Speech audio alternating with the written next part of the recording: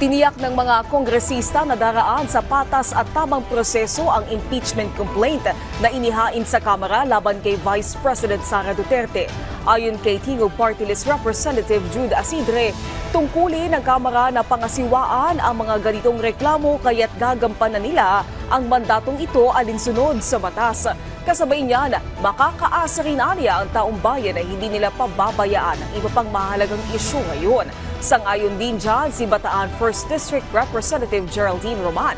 Samantala, ang Makabayan Bloc inanunsyo namang may isa pang impeachment complaint na ihahain sa Kamara laban sa Vice Presidente sa loob ng linggong ito. Ayon kay Kabataan Party List Representative Raul Manuel, ibang people's organizations ang nagkasan nito at kumpiyansa silang uusad ang complaint sa Kamara kahit pa sinasabi ng ilan na kapusta ito sa oras.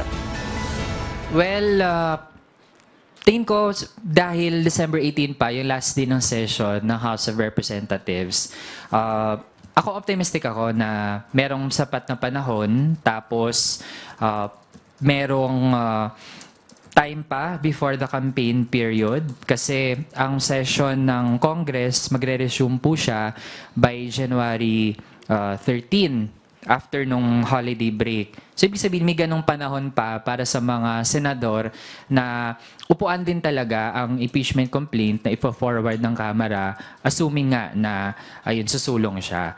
Kailangan mabigyan natin ng kaukulang pansin at atensyon yung mga issue na mahalaga sa taong bayan sa ngayon, pero hindi rin natin kailangan talikuran ang constitutionally mandated, ang mandate ng konstitusyon sa Kongreso, sa mababang kapulungan na aksyonan ang mga impeachment complaint. Rest assured na kung anumang processing, deliberations, they will be transparent and they will follow to the small letter, due process will be followed.